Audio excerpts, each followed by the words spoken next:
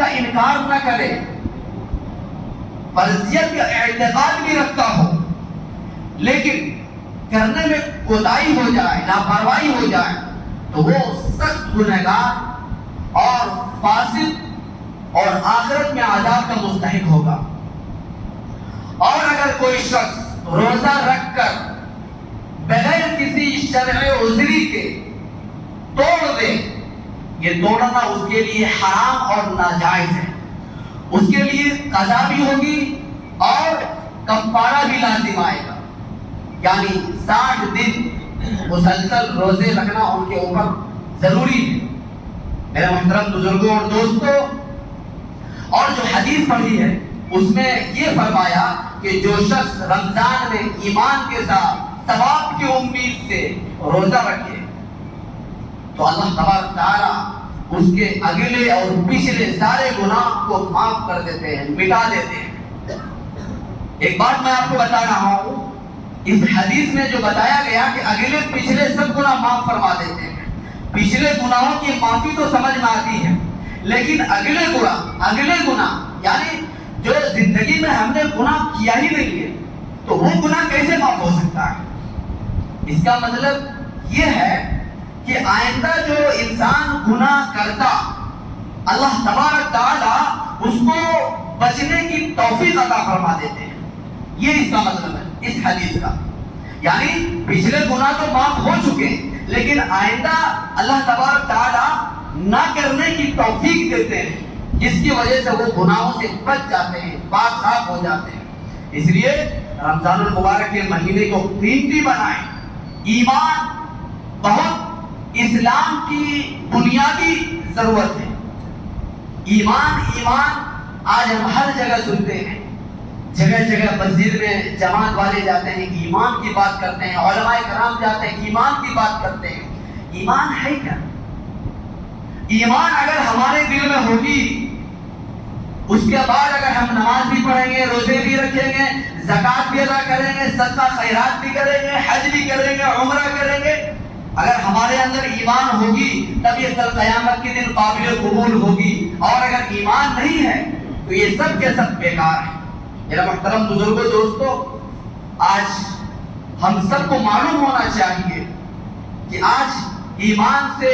غیروں نے مسلمان لڑکیوں کو دور کرنے کا ایک سلسلہ شروع کر دیا ہے۔ بہت ساری لڑکیاں آج مرتد ہو رہی ہیں، اسلام سے ہٹ کر وہ غیروں کے مذہب کو تبدیل کر رہی ہے، یعنی ہندو بن رہی ہے۔ کتنے افسوس کی بات ہے۔ آج ہم اپنے بچیاں، ہم اپنے لڑکیوں کو جب اسکول بھیجے تو احتیاط سے بھیجے، اور کوشش تو یہ ہونی چاہیے کہ ایسے اسکول میں ہم ان کا داخلہ کرائیں جہاں مخلوط تعلیم نہ ہو، جہاں لڑکے لڑکیاں ایک ساتھ تعلیم حاصل کرتے ہوں، بالکل وہاں داخلہ نہ کرائیں۔ کوشش تو یہ ہونی چاہیے کہ جہاں بالکل لڑکیوں کا اسکول کالج بالکل الگ ہو، وہاں جا کر۔ اور مسلمان لڑکیاں جو ایمان کو سودا کر بیٹھتی ہیں، ان کو نہیں قرآن سے محبت ہوتی ہے، نہ حدیث سے محبت ہوتی ہے، نہ ان کو ماں باپ سے محبت ہوتی ہے، نہ بھائی بہن سے، اور وہ چھوڑ کر بھاگ جا رہی ہے۔ تقریباً علماء کرام نے بتایا کہ 5 لاکھ مسلمان لڑکیاں غیروں کے ساتھ بھاگ چکی ہے اور اسلام چھوڑ کر وہ ہندو دھرم اپنا چکی ہے۔ اس لیے سارے مسلمان لوگوں کو اس بات کی ضرورت ہے ہم اپنے اپنے گھر میں اپنے لڑکیوں کی ذمہ داری لیں، اور خاص طور سے جب اسکول جائے، کالج جائے، اس کے ہاتھ میں موبائل نہ دیں۔ نگرانی کرنا ماں باپ کی ذمہ داری ہے، اور اگر ہم اپنے بچیوں کو، اپنے لڑکیوں کو اگر ہم نے صحیح طور پر نگرانی نہیں کری اور خدا نہ خواستہ وہ مرتد ہو جائے گی تو کل قیامت کے دن ہمارا ایمان تو کام آ جائے گا، لیکن سزا کے مستحق ہم بھی ہوں گے۔ اللہ تعالیٰ ہم سے بھی پوچھے گا تم اپنے بچیوں کو تم نے اچھی تعلیم کیوں نہ دی، حدیث کی تعلیم کیوں نہ دی، قرآن کی تعلیم کیوں نہ دی، ہم سے پوچھا جائے گا۔ پھر قیامت کے دن ہم بچ نہیں سکتے ہیں،